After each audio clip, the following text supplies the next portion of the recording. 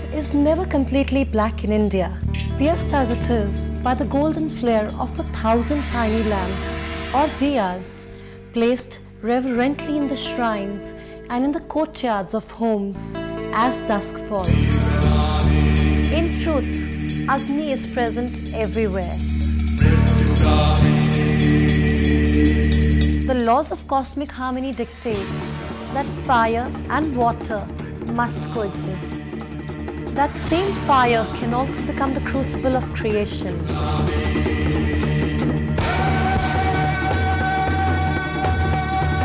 Agni, Lord of fire, life force, destructive force, creative force.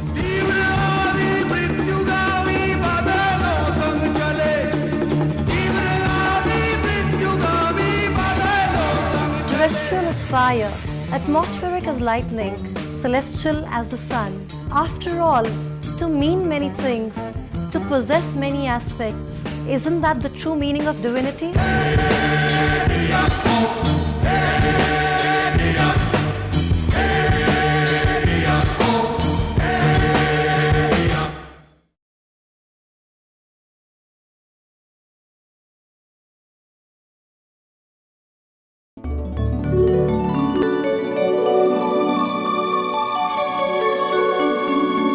Indians have always had the deepest respect for all things natural.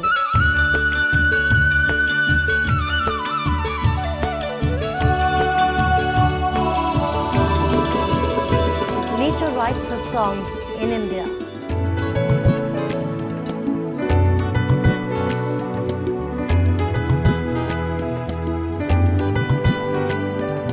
As your boat glides across the waters, you can actually inhale the fresh fragrance of young wood and ancient creepers, the peppercorns and the cardamom.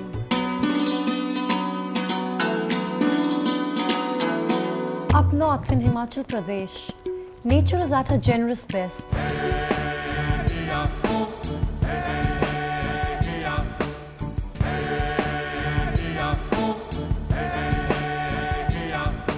Undoubtedly, nature is a catalyst, sparking the creative process in all aspects of human life.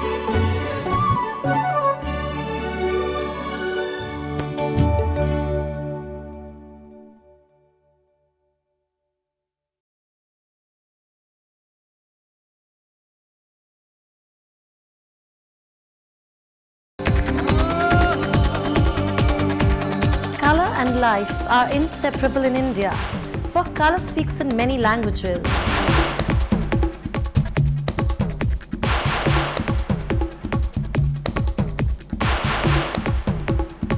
The dazzle of colors in an Indian marketplace represents life itself with their eclectic quality.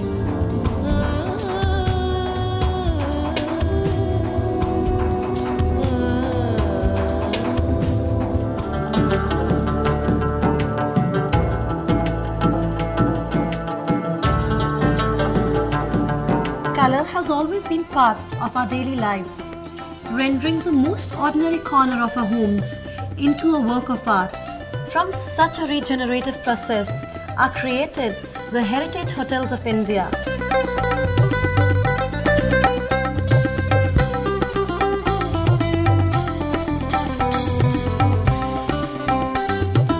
Color is the dialect, color is light, color is energy.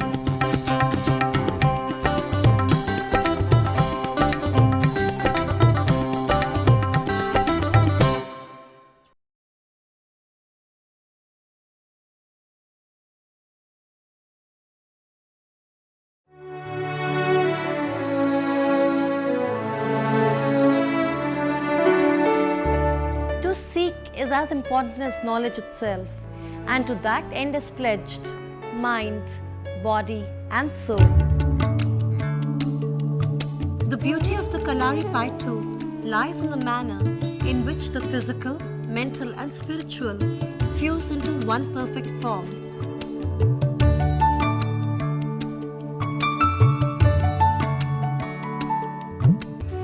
An attempt at spiritual evolution, yoga teaches that a healthy person is a harmoniously integrated unit of body, mind, and spirit.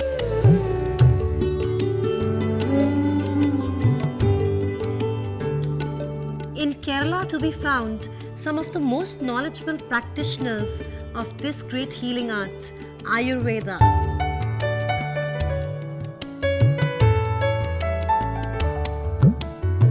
A harmonious experience ensures the awakening of all the five senses and the merging of mind, body and soul as one entity.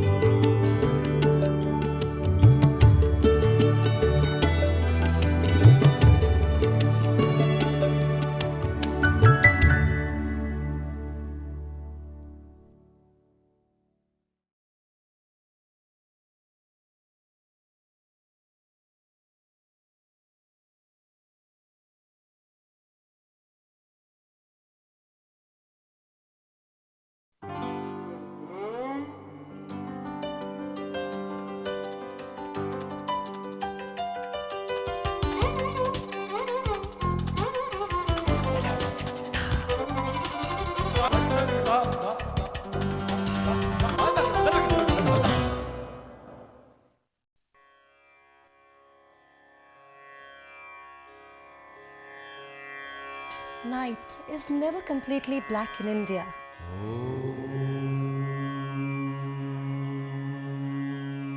Pierced as it is by the golden flare of 1,000 tiny lamps or diyas placed reverently in the shrines and in the courtyards of homes as dusk falls.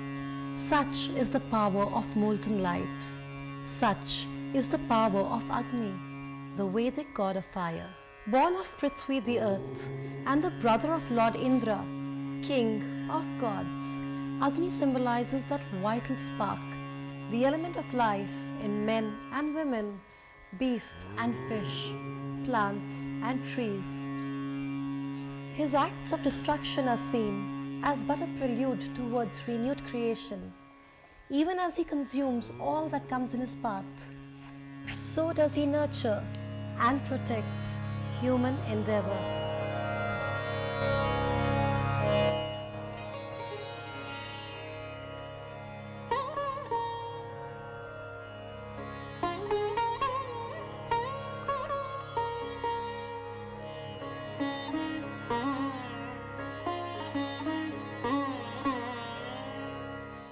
Omnipresent in the universe, Agni, the god of fire, is in truth the mediator between the gods and human beings. Ever youthful, he is also perceived as the oldest priest, for is he not the ruler of all sacrifices?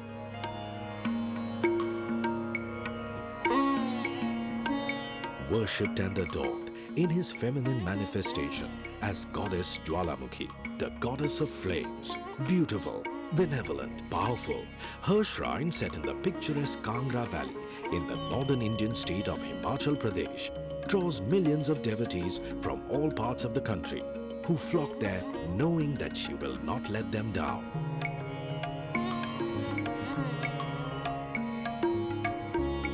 Legend has it that the arrogant King Daksha held a great sacrifice where he invited all the gods, all to attend but his son-in-law, the mighty Lord Shiva, one of the great godheads of the Hindu Trinity, the great destroyer himself. Greatly humiliated and hurt by this insult to her husband, Daksha's daughter Sati threw herself into the sacrificial fire. Enraged and maddened with grief, Lord Shiva picked up the charred body of his beloved and broke into the Tandav Nritya, the dance of death. Fearing a terrible calamity, the gods rushed to Lord Vishnu, the great preserver of the Trinity, for help. Vishnu then used the Sudarshan Chakra, his discus, to cut Sati's body into 52 pieces and scattered them all over the land. On each spot that a part fell, there sprang up a mighty Shaktipeeth temple, a throbbing, vital center of Sati's power, where devotees come in great numbers in the hope that all their inner desires will be fulfilled.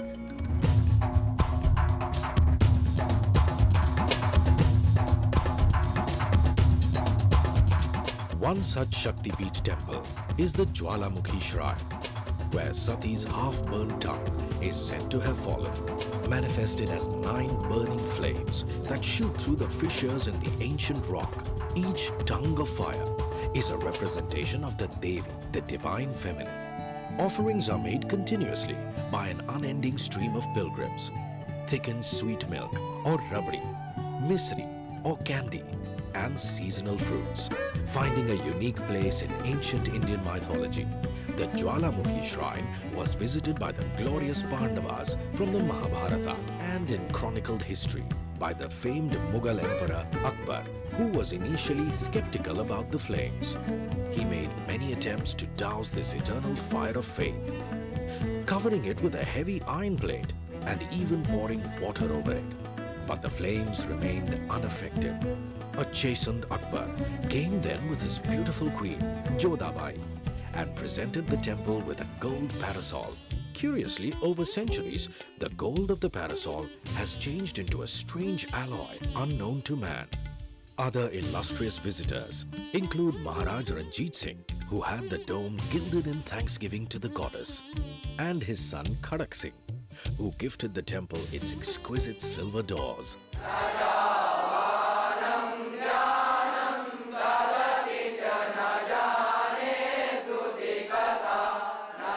In most temples in India, the Aarti, which has tremendous ritualistic importance, is performed at least twice a day after the ceremonial puja, which is the time when the largest number of devotees congregate. The officiating priest waves the Aarti plate over the image of the deity. In doing so, the plate itself is said to acquire the radiance and the power of the deity. The priest then takes the plate around to all those present as prasada, or offering blessed by the deity. The devotees cup their hands over the flame and then raise their palms to their forehead. Thus, the blessing passed from the deity's image to the flame has now been passed to the devotee. What is undeniably moving is the manner in which the devotees try to take the flame back to their homes in distant towns and villages. A bit of divine grace that will protect their homes and loved ones from the evil eye forever. Agnikula or Fireborn is also the name of the race from which the brave Rajput clan of Rajasthan claims descent. Manifested from a sacred fire on Mount Abu, these fireborn Rajputs are a passionate lot who would die to defend their honor. From fire they have come, and to fire they shall return. Naturally, their cuisine is no less fiery. But now, it's time for a break. We return to take you on wings of fire to exotic Rajasthan.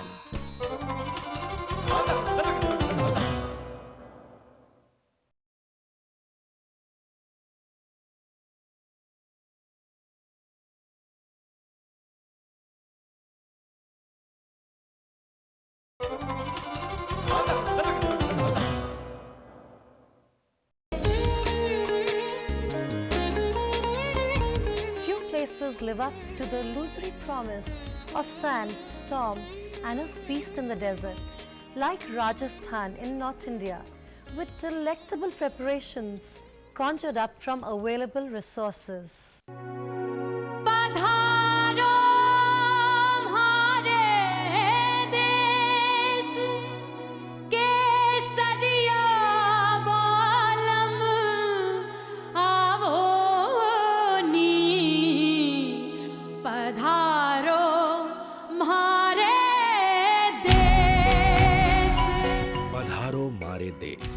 They say, welcome to my land. Tawny winds whistling across the dunes. Cenotaphs bathed in summer light. Battle-scarred forts, palaces, and temple tanks. Sand and stone and pink cities. A silken veil of seduction hangs over the desert landscape. Sustenance has always been coaxed out of a difficult environment by its people, who have spent a great many centuries making their peace with the elements. Traditionally, the art of preserving food is considered one of a woman's greatest skills in Rajasthan. Nearly every edible food is dried and preserved to be used throughout the year. The fiery dish, rabodi, is a wonderful example of this. The preparation uses dried beans and fenugreek seeds called methi that are extremely beneficial for health. The secret of Indian cooking lies in its inventive use of spices. The jeera or cumin imparts fragrance to the food. The red chili powder adds the actual spice. The asafoetida aids digestion. The turmeric has antiseptic properties. The much awaited season of the year in this desert state is of course the monsoon, and the fertile fragrant atmosphere catalyzes much creative activity in the kitchen. An abundant supply of lush greens cooked in a lightly spiced gravy makes for a delightful dish.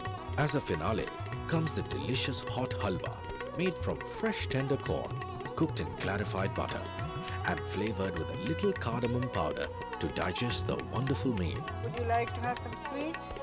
Yeah.